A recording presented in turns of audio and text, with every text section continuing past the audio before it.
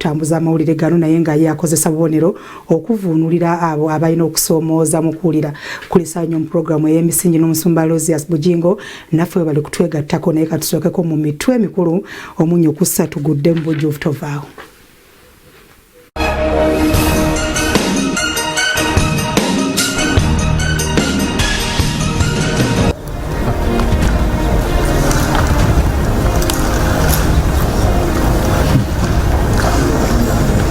Akakiiko k'ettaka kakwasiza Pulezidenti alipoota ku bizuuliddwa.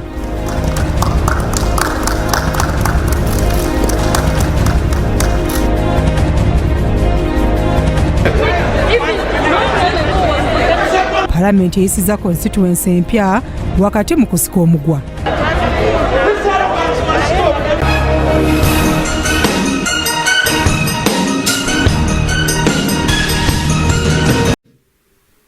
Buterevu tandise Omunnyo gwaffe ku Ssatu era nga ennaku z'omwezi zaali 8 omwaka gwali gwa 2016 omwezi gwali gwa Desemba omukulembeze w'eggwanga Yoweri Kaguta Museveni yateekawo akakiiko nga kakulirwa omulamuzi Catherine Bamugemereire okuyambako mu mivuyo gy'ettaka era akakiiko kano twakalaba nga kajja kakola emirimu gyako. Olunaku olwaleero banjudde alipoota ku ebyo bye bazudde na biki ebiviiriddeko emivuyo gy'ettaka era bw'atyo President Museveni n'asima omulimu omulungi akakiiko kano gwe kakoze. Babadde mu maka g'obwa Pulezidenti Entebbe. Akakiiko k'ettaka akakulirwa omulamuzi Catherine Bamugemereire kawaddeyo alipoota eri Pulezidenti Yoweri Kaguta Museveni eyakasaawo okubuuliriza ku mivuyo ku ttaka nga basinzidde Entebbe mu maka g'obwa Pulezidenti. Omulamuzi Bamugemereire ayise ku bye bazudde wamu ne ku byalowooza nti bye birina okukolebwa okutereeza ettaka. Akakiiko kalondebwa mu 2016 nga 18 Desemba nga katuulako abalala 7 nga kafunye ab'emulugunya 8,528 okuva mu districts 123 kwezi 135 wakati wa 2017 ne 2019. Pulezidenti Museveni yeebazizza akakiiko okutuukiriza omulimu ogwakateekesaawo n'ategeeza nti bakwetegereza ekyokukozesa ettaka okugaggawala.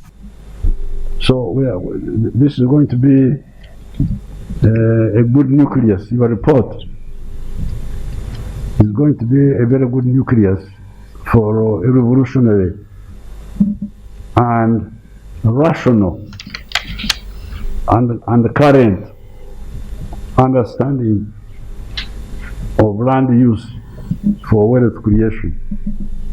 Pulezidenti agamba obugagga buva mu bintu bina omuli obulimi n'obulunzi, amakolero amanene n'amatono n'ebiyiziddwa mu tekinologiya. Pulezidenti Museveni ayongeddeko nti ebizuuliddwa bigenda kukwasibwa Ministry ey'ebyettaka, amayumba n'enkulaakulana y'ebibuga nga bakubitwala mu kabineeti ne mu palamenti bikubaganyizibweko ebirowoozo. Ebimu ku bisaliddwawo akakiiko kwe kuteekawo kkooti eyeetengeredde ekole ku nsonga z'ettaka, okulambika enzirukanya ey'ettaka ery'ensikirano wamu n'eritaliko bwannannyini, wamu n'okukola ebisoboka okuzzaawo entobazi ezonooneddwa. Kasazeewo nti mu kitundu awazuuliddwa ebyobugagga eby'omu ttaka, amakampuni agaweebwa olukusa olubisima galina okulambikibwa ne kitaba ku kampuni emu ebyefuga.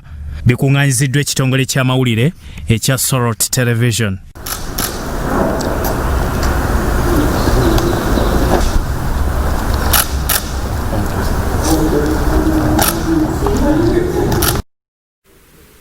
Weewaawo ensonga z'akakiiko k'ettaka nga tuzitadde ebbali tugenze mu palamenti y'eggwanga ewabadde ebbugumu olunaku olwaleero wakati mu kuyisa constituency 46 ababaka abamu kye babadde bawakanya nga bakulembeddwa Muhammad Nsereko owa Kampala Central era nga sipiika palamenti awaliriziddwa okuyimiriza palamenti eno olubadde olwokubiri olwa wiiki ejja. Kakati no constituency 46 eziyisiddwa kijja kuba kitegeeza nti mu mwaka gwa 2021 nga bamaze okulonda abakulembeze palamenti ejja kuba mu babaka 527 oboolyawo n'omusobyo. We are standing up for equity and justice. Omubaka w'amasekati g'e Kampala Muhammad Nsereko yeefuza omuzindalo kubadde kuteesebwa mu palamenti olunaku olwaleero ekituuse n'abadde akubirizza kujaamuka nga tewedde bulungi.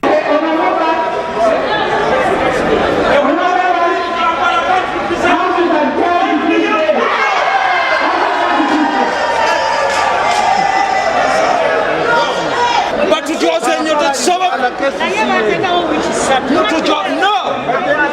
telling you the reality. Sebe is a region has 350,000 people, 9 MPs. Nsereko awakanyize badde bisibwa oluvannyuma minisitule by'amateeka okakasanga ateefa ebirondebwamu zine constituencies bwe zeeyongedde okuva ku 256 ku 353 oluvannyuma okukakasa constituency endala. And I hereby present to you an additional 31 counties which have been approved by Cabinet. We were 163. The quorum is 148. Presently, we are 176. I now put the question that the question be put. Those in favor say aye, the contrary no. I put the question that the counties be approved. Those in favor say aye, the contrary no. Under the Constitution, we had 256 constituencies.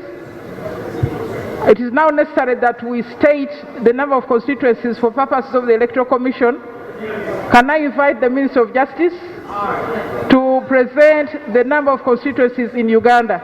It be resolved and prescribed by Parliament of Uganda that the number of constituencies in Uganda shall be 353.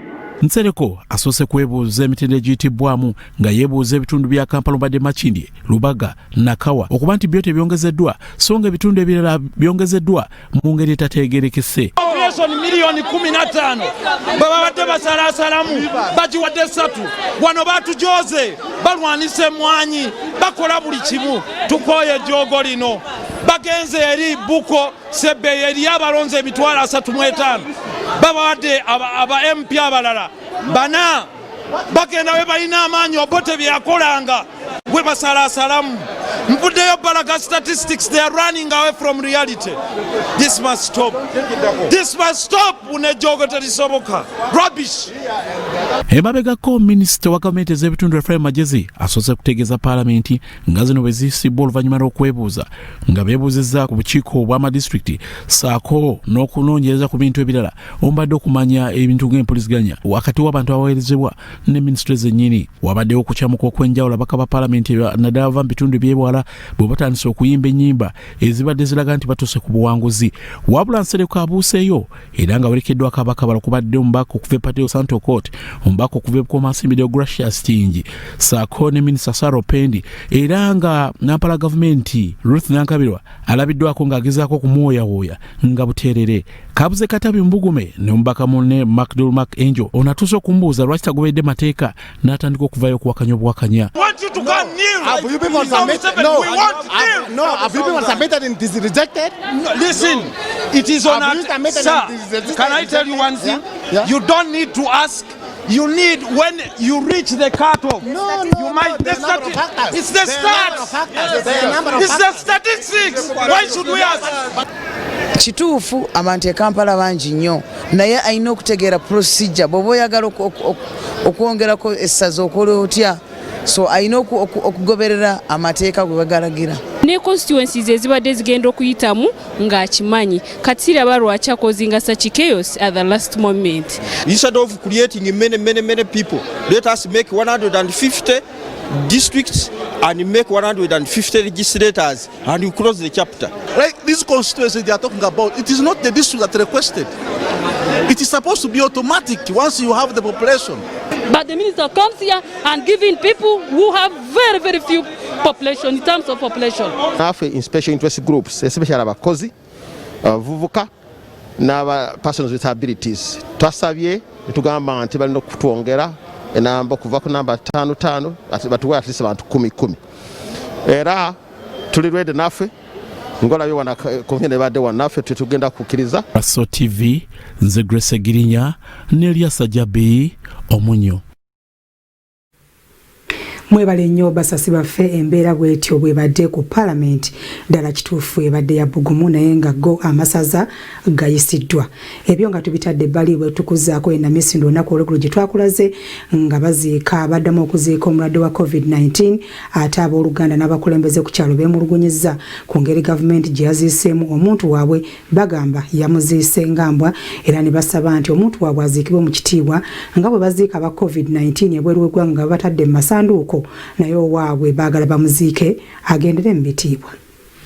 Oluvannyuma lwa minisitule evunaanyizibwa ku byobulamu okuddamu okuziika omukyala eyasooka okufa ekirwadde kya coronavirus mu ggwanga nga kyaddiridde abantu okwemulugunya ku kivundu, ate ab'ennamisindwa bavuddeyo ne bagamba nti abaziisi baamaze geekolera. Abatuuze ku kyalo Masaka mu ggombolola y'e Namabya nga beegattiddwako abooluganda bagamba nti omuntu waabwe baamuziise ngambwa. Baagala gavumenti mu mbeera eno eve ku bya sayansi erowooze ne ku by'obuwangwa. Basiha abakwayo kwebaza kuti basiha tsakabarwa mulwalo wa corona namwe ibolisa wefu nayo ngene bakholasiya nebola kumusiha anaposa sisi ndisho syakoyola ko kutsina busa buli mundu yes kunyosemo ngabale ko kunyosa kuremo kakasi bana habo bina abi habara nyamuli barambe ba government ngano horamboryo wakona wakumukamba bakopirengisa bariyo baba pirengisa omwana wowo. Baagala babagulira essanduuko mwe baziika abantu baabwe nga bwe bakiraba ebweru w'eggwanga. Papa kwasabiti mukuyeti mukukanihirekyo bakusiihe nga babasiiha babandu ne bakasiiha nga bali kusiiha tsinde mutako. Abaza Robert amyuka ssentebe w'ekyalo agamba nti bassanye ekitiibwa mu kuziika. Isibaya bakalo bamwe bamata muha kweyeba omulwalo wa corona sara musandukuta mulwalo wa corona yese barakisementi ta so in fact sisi yakuyangisa nabi government yolere na kukachibana kuba ni sementi zinyasira mumuna mulwalo ni mwesanduku harisa abayinonga walire khutsisa abole mu bari yarukana ifula yapire. Dr. Stephen Masai akulira ebyobulamu ennamisindwa agamba nti abantu 15 be bateekeddwa mu kalantiini abasuubira okwetaba n'omugenzi. So far about 10 Ugandans from this side they have been picked and they have been confirmed. They have been confirmed COVID positive and they are under Mbale Referral Hospital at the center where they are getting medical attention. These are the contacts of the late. RDC w'ennamisindwa Moses Wamoto agamba nti abantu 11 be baakazuulwa n'obulwadde nga waliwo Wema Nafa, Budaka ne Buduuda okuli n'abasawo 4. 115 from the village. So we are still picking more. You know, people are shy to tell us whether they had contact with the patient or not. But with the time, some come on board and tell us, inform us. Others who are in the quarantine center. Byamakumbi Emmanuel, Salt TV, Omunnyo. Embeera eyo nga tugitadde ebbali tukomyewo wano mu kibuga Kampala kaakati no nankulu w'ekibuga Kampala omujja Dorothy Kisaka olunaku olwaleero bayaniriziddwa mu bitiibwa ku kitebe kya KCCA era atandise emirimu gye mu butongole. Ayogeddeko naffe n'atuwa ensonga 7 kwagenda okutandikira omukolo gwetabiddwako ab'ebitiibwa bangi era nga ne Lord Mayor kwasinzi n'ategeeza nti kyekiseera bakolere wamu okusobola okukulaakulanya Kampala.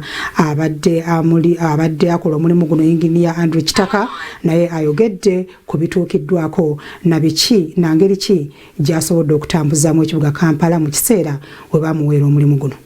Nankulu w'ekibuga Kampala omupya omukyala Dorothy Kisaka Kiyimba ayaniriziddwa era n'alayizibwa okutandika emirimu gye egy'okuddukanya ekibuga Kampala. Kisaka abadde anekanyekanye akubye ebirayiro era olumaliriza n'omumyuka we Engineer David Luyimba azisaako n'akulira abakozi omukyala Grace Akulo nabo ne bakuba ebirayiro byabwe. Kisaka Kiyimba Dorothy swear that I will at all times well and truly serve the Republic of Uganda as Executive Director, Kampala Capital City Authority, and that I will observe, support, and uphold the Constitution of Uganda. So help me God. And that I will observe, support, and uphold the Constitution. So help me God. Bano bonna balondebwa omukulembeze w'eggwanga His Excellency Yoweri Kaguta Museveni okujja baddukanya ekibuga Kampala. Mukyala Kisaka oluvannyuma ayogeddeko eri bannamawulire n'alaga ensonga 7 kwagenda okutandikira. We shall do what we say and avoid duplicity and dishonesty. 2. We must fast track development of the city. and achieve the goals set out in the strategic plan.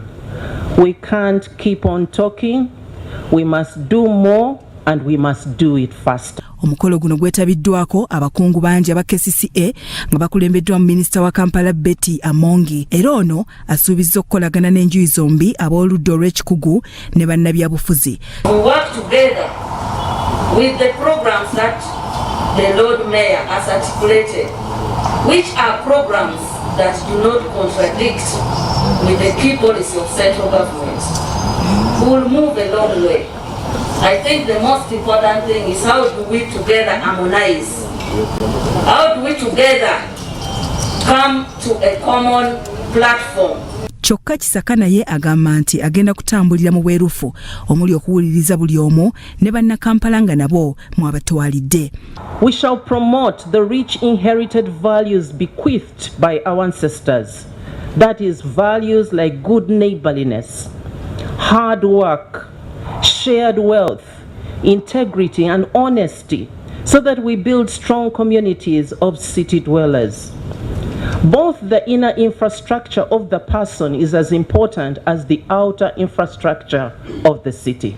Ye Lord Mayor wa Kampala Salongeria Sirukwago agamba nti kino kyekiseera bakwatira wamu okulaakulanya ekibuga Kampala ebyokuyombagana n'okulwanagana mu kitongole babyesonyiwe. Ekibuga kitwagala okuzimba kya bannakampala so si kyaffe ng'abantu. Tulina ffe abantu ng'ebirowoozo bye twaliyagadde okuteeka mu nkola naye ate tulina bituweereza abannyini kibuga nga tulina okuweza okukola buli kimu nga twesigamye ku nsonga ezo n'ekibiri okugoberera amateeka.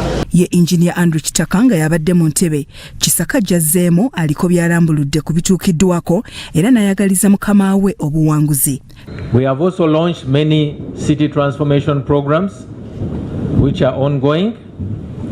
I will not enumerate all of them as the list is quite long, but I want to assure you that this year we'll see many of them completed. Incoming ED and Deputy ED in their work, and will continue to carry out my duties as Director Engineering and Technical Services towards our vision of a vibrant, attractive and sustainable city. Kinajjukirwa nti Dr. Jennifer Musisi Ssemakula ye yasookera ddala mu byafaayo okubeera mu kifo kino era nga bwe yalekulira mu mwaka gwa 2018 Engineer Kitaka n'amuddira mu bigere mu nkola eyanjira nkuuma entebe era bingi ebikoleddwa mu Kampala nga n'ekisaka waagenda okutandikira.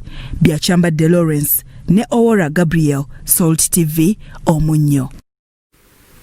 Kale mukulikeyo nnyo basasi baffe. Kassiaano Wadri ye mbaka wa Arua municipality era ng'ono yaddira omugenzi Ibrahim Abiriga mu bigere oluvannyuma lw'okutemula we butuukidde olunaku olwaleero ng'avudde mu FDC era ng'alangiridde mu butongole nti yeegasse ku kibiina ekya Alliance for National Transformation ekikulirwa retired Major General Gregory Muntu. Ono yayambibwako nnyo mbaka wa Kyadondo East Robert Kyagulanyi Center mu okumuleeta mu buyinza wabula ategeezezza nti yeebale naye kyekiseera buli mbuzi edde ku nkondo yaayo.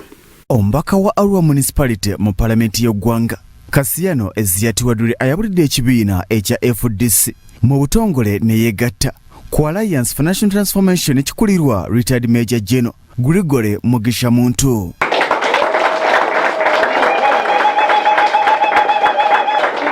Ombaka Wadri yadda mbigire eby'omugenzi retired Colonel Ibrahim Abiriga mu kunoonya akalulu okakulemberwamu ombaka Kyadondo East mu palamenti y'eggwanga era akwatidde ekibiina ekya National Platform bendera ku bukulembeze bw'eggwanga Robert Kyagulanyi Center mu kampeni ezaafiiramu n'omuntu Yasini Kawuma eyakubwa essasi. Kassiaano Wadri asimye Kyagulanyi olw'okumuwa obuwagizi bw'entwabula ke kaseera buli mbuzi edde ku nkondo yaayo. I'm quite sure many of you are asking, but the other time people power came for your campaigns in a Yes, people power is operationalization of Article 1 of the Constitution. Power belongs to the people. It is not a political party. I consider it a slogan. I consider it on the same footing with the Tochi Quarter Corps. I also read through the social media that my brother has already found a home for himself. National Union Platform, something like that? Yes. Yes. As he found a place for himself. Every political animal has what you call in condom. in Luganda. In the evening, you take your cows out, you sit at them, you look after them, but in the evening, they all come back home and stand near the peg that they are tied to. That is the code. Ye Major General Gregory Mugisha Muntu eranga yakwadde Alliance for National Transformation bendera kuba president atabukidde akakiiko ak'ebyokulonda ku kubuzaabuza okuliwo ku ngeri abakungu bako omunana gye balekuliddemu omulundi ogumu. Alaze okutya nti wadde nga basigaza ennaku mbale ogenda mutamiruka waabwe nti wabula tebannaddibwamu wadde nga mu butongole akakiiko bakawandiikira. We need to know why did the aid technical people resign, because we keep hearing stories. The government says it was corruption. Also hear that they had stood in the way of offering a contract to what General Museveni wanted the company to be given that contract for ballot printing. General Museveni is going to be a candidate, for God's sake. Don't walk this country into a crisis because of fear, because of wanting to preserve yourselves. Look beyond yourselves. Look at the country. Asabye gavumenti okulowooza ku nteekateeka ey'okugula amasinzizo okwongera okulungamya embeera egenda maaso mu ggwanga. Senior leaders of government in prayer houses addressing political meetings. And they are talking about Simanyi doing what? That they're going to check whether it's supposed to open these prayer houses or not. They're holding political meetings in there. The same people who attend those political meetings could have just been there attending to prayer. The reverends, the pastors, the imams, the sheikhs, you just need to come out and speak. If you are paralyzed by fear, what kind of gods do you represent here on earth?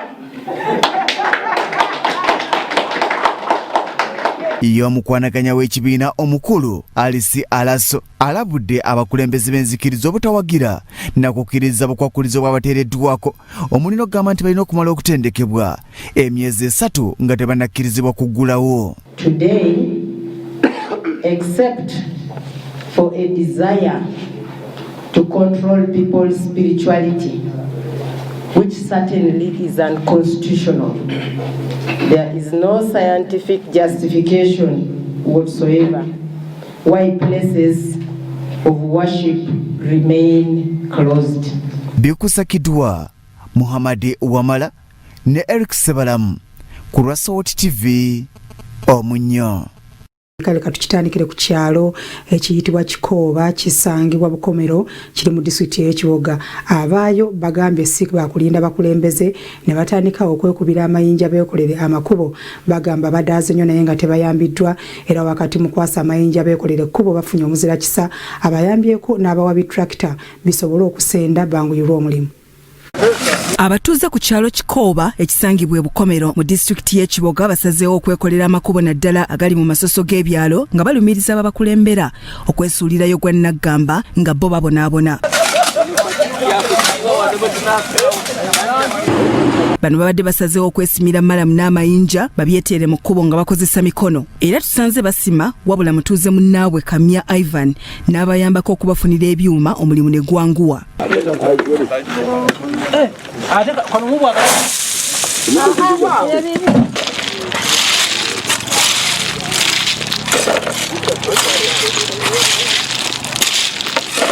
Mukuwayamu n'abamu ku bakansala abakunze abantu bano okuziba ebinnya balaze obuzibu babadde basanga naddala ng'enkuba etonnye. Tubadde n'obulumi olw'ekkubo lino nga tulina abakyala abaluyinza okulumizibwa embuto ekiro okubayisa nga watusumbuwa.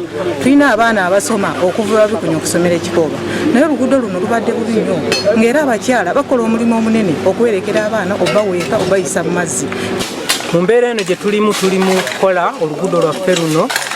Oluguudo lugatta abantu okuva ekyantamba n'okutuyunga ku muluka guno gw'Ekikooba mu ggombolola y'e Bukomero naye mu kiseera kino lubadde luguudo lubi. Kamya Ivan nga yawadde abatuuze bano ebyuma naye ayogedde ku buzibu bwe babadde nabwo. Ne bankubira omulanga nga baagala mbayamba okubawa emmotoka okulaba nti tuyinza okuyiwa mu malamu wano.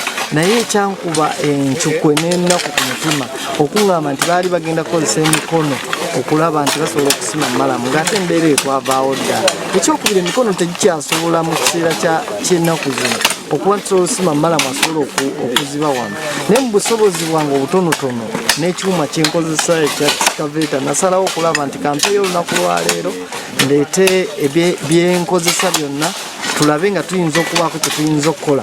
Bya kitongole ky'amawulire Salt TV Omunnyo. Ekyalo Buliganywa kisangibwa Iganga amawulire gannaku getujjeeyo abaana babiri balinnye ku waya z'amasannyalaze nga bava mu nnimiro era bano gabakubye ne gabatta. Entiisa ebuutikidde ab'okukyalo Buliganywa mu Ggombolola na Bitene mu disitulikiti Iganga abaana babiri bakubiddwa amasannyalaze ne bafiirawo.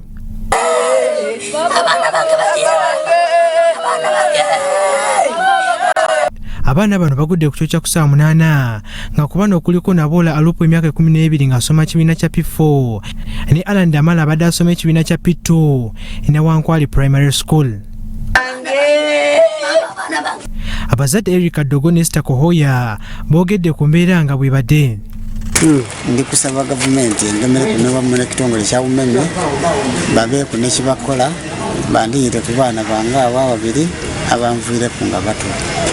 Andirukirira abaana bange babaire babonabona ngandi nabo gano ngataka nabo kandi nenabatase mama abaana bange bandekulire nesubi yange yabaire asubiriramu mama abaana bange babaire bantasa. Ssentebe w'ekyalo Buliganywa Grace Kagoya agamba nti bamutegeeza nti abaana bano balinye ku waya nga bakava mu nnimiro n'asaba bekikwatako okusomesa abantu ku masannyalaze. Ekikangaba kino kyagwirewo essaawa 12 edde iggulo nga abatuuze bange ku kyalo kya Buligana bayiba amasannyalaze ga Umeme batwala emange eife Buligana kale ewaya yakutwike ng'abaana bava mu nnimiro ewaya dda abagemera mu ngira bafiirawo kalasi. Abantu b'okukitundu kino baagala Umeme abazadde b'abaana bano abakubiddwa amasannyalaze. Obuyambi eri gavumenti eino nga ekitongole kya Umeme batugemereku abaana baife babaire nga bato abaana baife babaire basoma wuyo tubafiirirwa. Nti ife twenda baide batandike kuba ekintu nga kino kiri mu ikunganiro ly'abaana batandike baide batuyirukirire emiti balete emiti egisaanire gibeewo nga giri agantu agaidi nti gakunganirwa abantu ate n'abantu bona bangi obuyambi tuli kubwenda abantu bangi okuyiba amasannyalaze kuno lwansonga nti omwana buli lw'omubisa ku kiiba ekyamenvu n'otakimugaako ng'aliwuli akawoowo oluvaamu atandika kuyiba. Akulya poliisi y'Iganga David Ndawula avumiridde ekikolwa ky'abatuuze okubba amasannyalaze n'alabula nga bagenda okubakolamu ekikwekweto. Investigation zaffe ziraga nti abatuuze bakonekitinga amasannyalaze ago mu bukyamu oluzungu kye bayita illegal connections, so enkuba bwe yatonye ekyembi ne tufiirwa Abannayuganda ababiri abo bakyali abato bwe batyo. Nkubiriza abatuuze b'ebyalo byeyo beeyunga ku redi ya Umeme mu bukyamu kye kiba kimenya amateeka era tugenda kukolagana ne Umeme tukola operations tubakwate. Byawanduru Bone, Salt TV Omunnyo.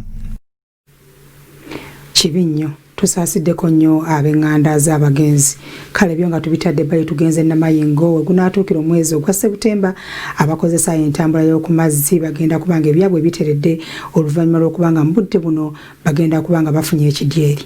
Kikakasiddwa nti ekidyeri ekya MV Sigulu ekyokutambuza ab'e Namayingo ekimazeewo obuwumbi 15 kijiddwako engalo nga kitandika okukola omwezi ogwa Septemba.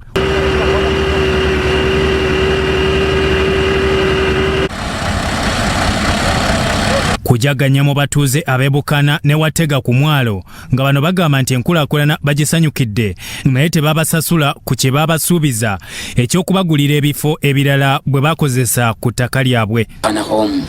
Eferi nimala kuyita ng'abantu balikonona amayumba basobola kubaamu babona mbwe ebbeeyi ne babenga ku mitwalo 3 kyaliuma awo kyataako ku mitwalo 4 5. Bulayi muno kudaha lakini sindu sibi esituleetera obudenyi mbweferi dahanga okuica ne badahanga batuuye buhaya bilo kutubaha esente kunamenyaye sakira niireetereho mu budini sakira obona bombako lwande lulala mado bakandika donga kwadonga abandu bandi baba bekyanga emitwalo 15 mu bulime ekyo weyongeraho mu banje okusaba bintu bingi.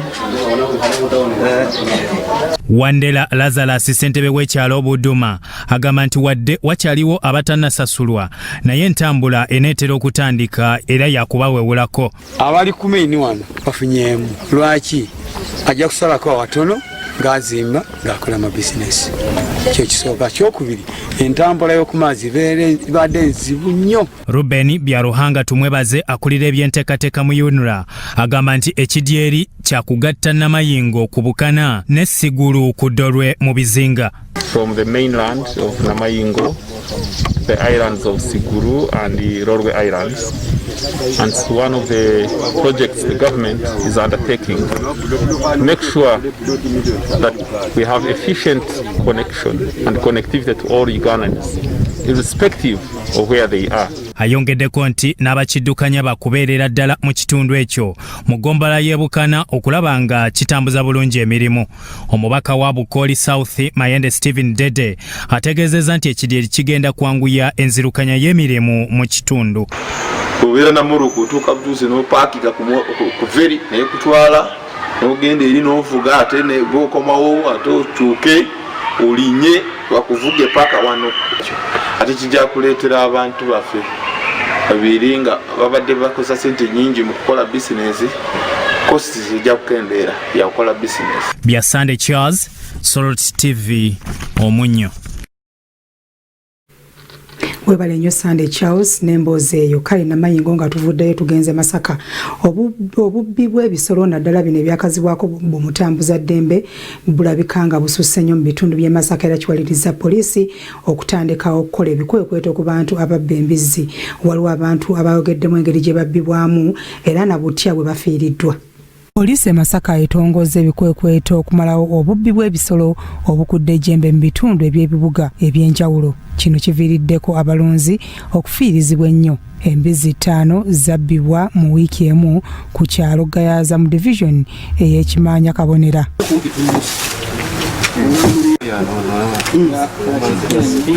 Embizzi yange eri mu kiyumba ya myezi 3 erina eggwako lya myezi 3 baera ngirabirira bulungi ekawungeezi nasembeeyo neŋŋendayo nenjiraba kakati embizzi eyo namaze ogiraba nezirowaka naye ku makya nina omwana omulenzi akola ki asala omuddo ogw'ente najja nagandi jajja mukyala embizzi yo nga teriimu ne mugaa kiki yazzeeko wali ku bbali ekoze eki ndowooza gyeri ningolokoka nekunayiti neteekako gomesi neŋŋenda mu kiyumba ngenza okulaba nga ndaba amalagala. Abatuuze ku kyalo kino nga bakulembeddwamu Paulina Namugera bategeezezza nti amaanyi gabawedde ng'ebisolo byabwe bye balundidde ebbanga nga basuubira nti banaabifunamu ensimbi okubeera ng'ate bibbibwa.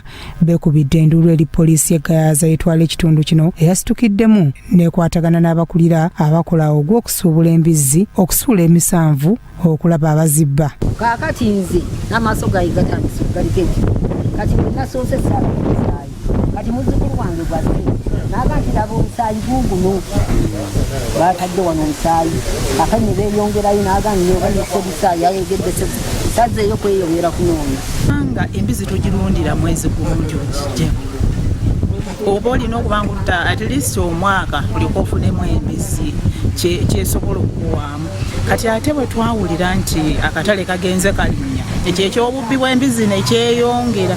Tubadde tumaliriza okubaaga mwendabidde omusajja ng'aleese emitwe n'ebigere ng'abitunda. Ebintu ebyo bw'abijje mu nsawo ye okugenda okubitunda ngenza okutunula nga ndaba ebigere by'embizi n'emitwe ebyasaliddwa mu ngeri eyakyeyonoonere. Osi w'Egayaza Simon Opule ng'ali wamu ne poliisi y'Omunnyo be bakulembeddemu ekikwekweto kino. Charles Sewanyana agambye nti obubbi bw'ebisolo bino bikonzibizza nnyo abalunzi ekiviiriddeko n'ebbula ly'ebisolo wamu n'ebbeeyi yaabyo okwekanama. Ebikolwa eby'obubbi bw'embizzi bimazeemu amaanyi abalunzi b'embizzi kubanga agenda okuzuukuka ku makya ng'embizzi ye gy'abadde asuubiramu ssente bagitutte kale ebyo ne birabika ng'ebintu ebyo bitunyigiriza nnyo. Peter Sennabulya omusawo atwala ebyebisolo mu kibuga alabudde abali mu mulimu guno okwewala okusuubula ennyama etaliiko sitampu. Abaguzi b'embizzi balina ekibiina ekibagatta ewamu, so ekisooka balina okulaba ani akubaguzizza embizzi. Then ekyokubiri, buli abagula embizzi bw'otuuka ku mudaala kwe bagitundira olina okulaba nti embizzi eyo etundwa oba gy'ogulako erinako sitampu eraga nti nno embizzi eno baagikebedde. Byamukisa Ronald, Grassroots TV, Omunnyo. Kitundu kya kusatu eky'Omunnyo Ku Ssatu nkwanirizaako nnyo mu kitundu kino era kukulisayo nnyo mukuwummulako. Tugenze ku minisitule y'ebyobulamu wakati mu lutalo olw'okulwanyisa COVID-19. Gavumenti yasuubiza okugabira abantu masiki ez'obwererera okuyita minisitule y'ebyobulamu. Dr. Jane Ruth Aceng ategeezezza nti bakagabirako districts 27 naye nga ne walala gye batannaba kutuuka bakutuukayo. Districts za Uganda 27 zezokka ezakaweebwa masks eza gavumenti kwezo 135 nga ziri mu bukadde 8 n'okusoba. Bino birangiriddwa minisita w'ebyobulamu Dr. Jane Ruth Aceng ng'asinziira mu Kampala mu kulaga eggwanga we lituuse ne coronavirus. Amuru has 111 cases while Chotera has reported 83 cases. However, other districts like Tororo 54, Buikwe 43 and Kampala 43 are now experiencing a steady increase in cases. Minister Aceng alambise ebigenda okugobererwa mu kukebera abantu nga kino kikyalina okusoomooza. Of Health, working with Makerere University, is carrying out the second rapid assessment survey to determine the extent of community transmission of COVID-19 and the possible risk groups. The target populations to be assessed include border crossing points and communities, Uganda Revenue Authority staff and agents, immigration and roadside traders, law enforcement officers, healthcare workers, taxi and border operators, commercial sex workers, households, factory workers, fishing communities, slum dwellers and the elderly. Alaze ebifo ebikakasiddwa okukebera n'obukugu ebijjiddwa ku bantu nga biri 12 okuli n'ebyobwannannyini 3. The accredited private laboratories include the following: MBN on plot 28 Nakasero Road opposite Multiplex headquarters. Lancet Laboratories on plot 99/101 Madivani Building on Buganda Road opposite YMCA. And Medipal International Hospital on plot 1-A Lower Kololo Terrace. The laboratories will charge a fee for services. Uganda yakakakasa abakafa coronavirus 2 nga n'enteekateeka ezireeta bannayuganda abakwamira ebweru w'eggwanga zigenda mu maaso. Additional confirmed cases 34 have been identified from returning Ugandans that government permitted to come back to the country. As such, the returning Ugandans cannot be grouped under community cases in Kampala, as has been reported in some sections of the media. Bikunganyiziddwa ekitongole ky'amawulire ekya Sorot Television.